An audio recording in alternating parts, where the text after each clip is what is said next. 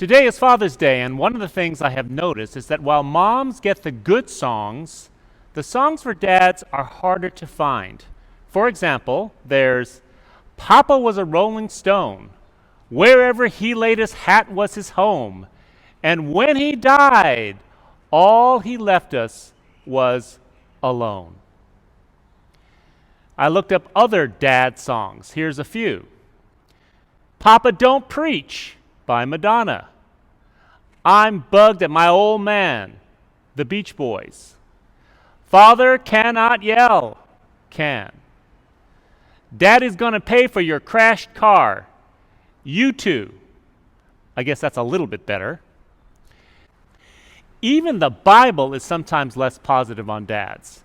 In the reading from Ephesians, it almost assumes that fathers are going to be tough on their kids.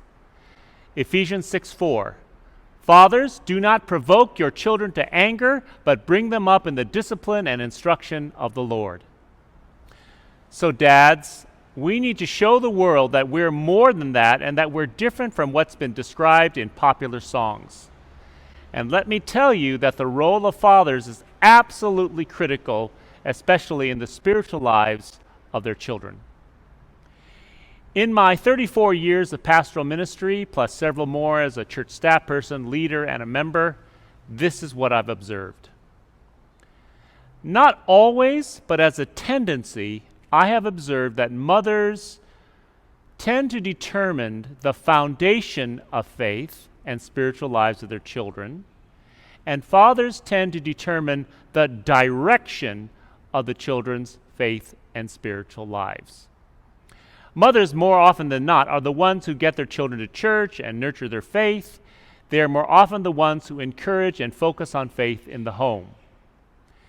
But if the father also nurtures the children's faith and comes to church, in my experience, it is much more likely that the children will continue to attend church and be active in their faith when they grow into adulthood. When the father does not go to church regularly with the family, the children are less likely to continue to be active in church as adults. And I have observed that when a father goes to church and the mother does not, the children are actually more likely to continue church into adulthood compared to moms alone and not with the father in church. So dads, you may not realize it, but you are likely to be the determining factor in your children's lifelong spiritual lives. And it is documented in many places the important role fathers play in every aspect of their children's lives.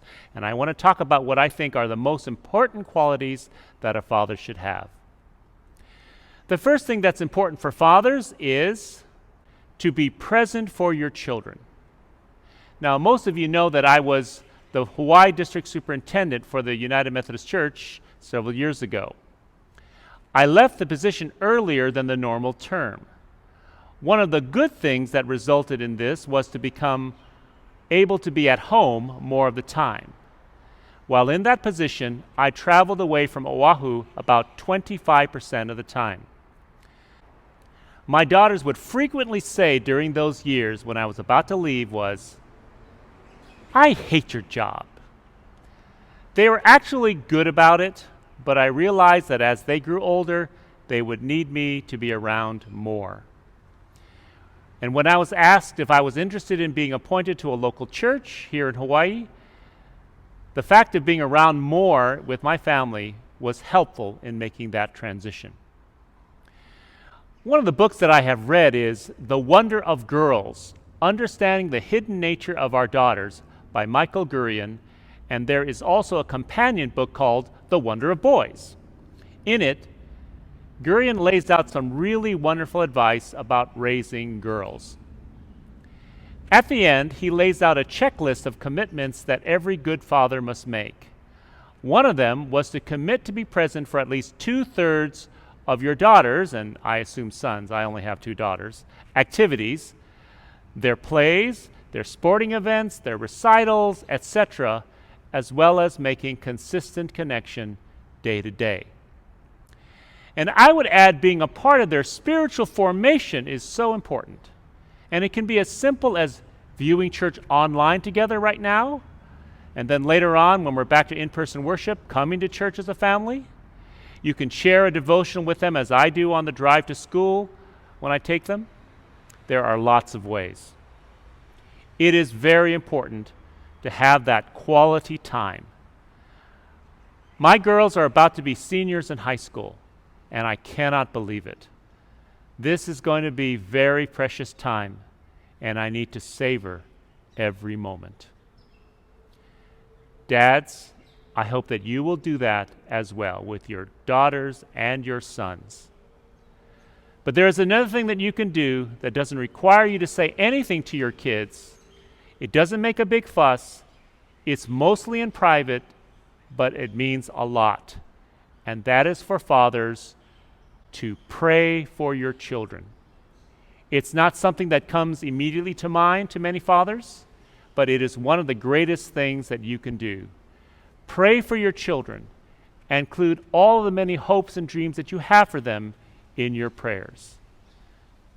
Pray also that God will mold and guide you to become a better father in our Heavenly Father's image.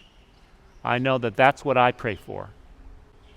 Again, this is something that can be done in private, in secret, without having to be public about it. Now, there are a couple more things that are important, including what I think is the most important thing that a father must do for his children, but I'll talk about that in part 2.